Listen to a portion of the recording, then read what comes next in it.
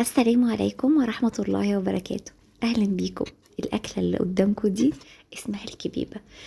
الكبيبة أكلة من التراث البورسعيدي، مش دايما بتتقدم في المطاعم، يعني نادر قوي لو لقيت مطعم بيقدمها، وده لأن فيها تكنيك عالي وصعبة، ومع إنها بسيطة يعني مكوناتها رز مع جمبري مع شوية خضرة. تعالوا أقول لكم التفاصيل. بداية هنجيب كوبايتين من الرز لكل كيلو من الجمبري. انا كل المقادير اللي هقولها في الفيديو لكيلو واحد من الجمبري. غسلت كوبايتين من الرز المصري، وبعد ما غسلتهم حطيتهم فردتهم كده على فوطة وحطيتهم يتهووا في الهواء مش في الشمس. ناخد بالنا من التفاصيل. ولما يتهووا بقى ناخدهم ونطحنهم. بصل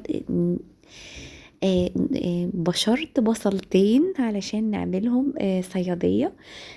صيادية يعني بنوصل البصلة للون بني غامق كده، ولكن البصلة بتكون على نار هادية، يعني عايزينها توصل للدرجة دي من اللون، بس على نار هادية.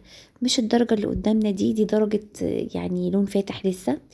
انا هغمقها خالص، بس كل ده انا بشتغل على نار هادية، معلتش عليها النار اطلاقا. كمان ضفت شوية حبهان. الكبيبة بتحب الحبهان والنعناع وكل المنكهات اللي ريحتها حلوة دي. ولو حابين تضيفوا فصين مستكة كمان هتبقى أحلى وأحلى. المستكة بتضيع أي ريحة، ريحة زفارة في أي أكل. اللون ده اللي وصلت له ده هو اللون المطلوب. البصلتين الكبار دول حطيت عليهم لترين من المية، وهسيب المية تغلي لحد ما انا اشتغل في الكبيبة. وطبعا حطيت ملح، حطيت برضو معلقة كبيرة كده من الملح. معلقة كبيرة مش مليانة، او معلقة صغيرة مليانة.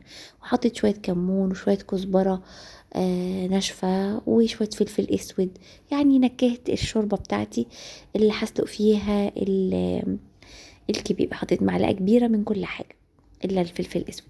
ده بقى المقاس يعني الصح للكبيبة، يعني مقاس الجمبري الصح.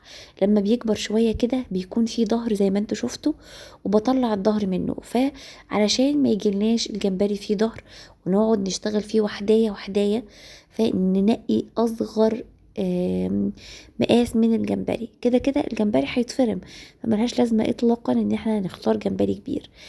اما الخضرة بقى فهناخد من كل انواع الخضرة، كزبرة وبقدونس وشبت.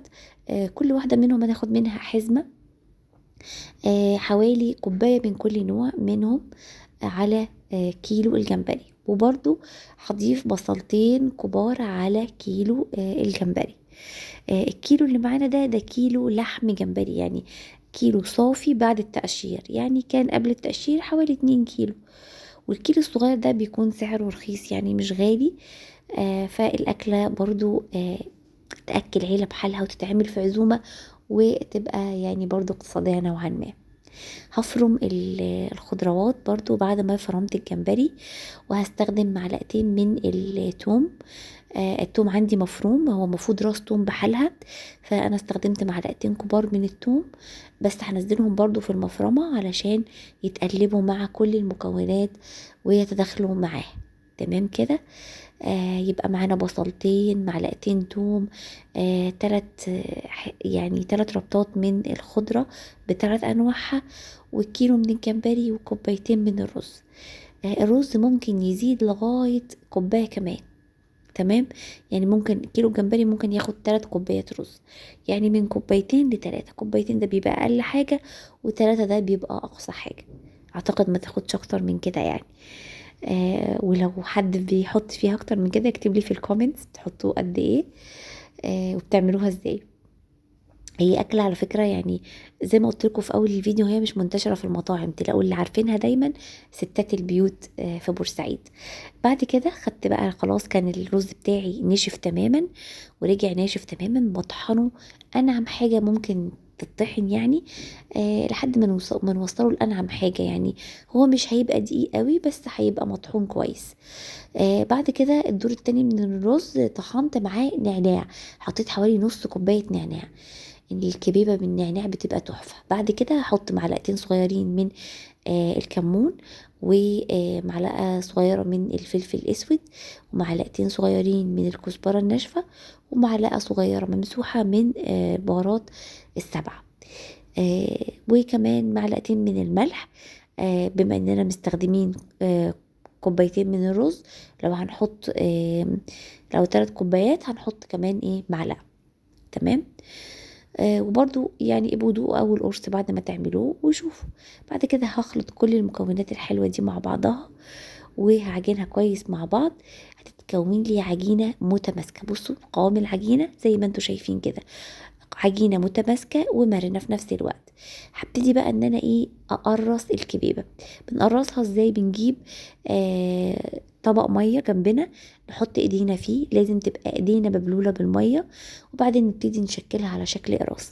كل ما القرص يبقى رقيق، كل ما دي تبقى حرفية في تقريص الكبيبة. الحرفية في تقريص الكبيبة انها تبقى رقيقة وفي نفس الوقت متماسكة، ما تفكش معانا لما ننزلها في مية السليق. ده القرص اللي عملته، نزلته في المية، وبعدين جيت بقى علشان اكمل معاكم باقي التقريص. التقريص ده هو اللي بياخد كل الوقت، واعتقد عشان كده مش بيعملوها في المطاعم. يعني بجد طعمها حكاية. يعني اللي مكلهاش قبل كده يا جماعة بجد لازم تحاولوا تجربوها. حلوة حلاوة مش طبيعية. في الصيف كده تلاقوها يعني حاجة أكلة لطيفة بتتناغم مع جو الصيف. في الشتاء كده تلاقوها مدفية البيت وعاملة جو دفى وريحة حلوة كده جوه البيت. ريحة الصيادية كمان بتبقى تحفة، وريحة الكبيبة كمان لا يعلى عليها. أكلة من التراث يعني حقيقي. هتلاقوا كده معظمنا في البيوت عارفينها، لكن زي ما قلت لكم في المطاعم مش مشهورة قوي.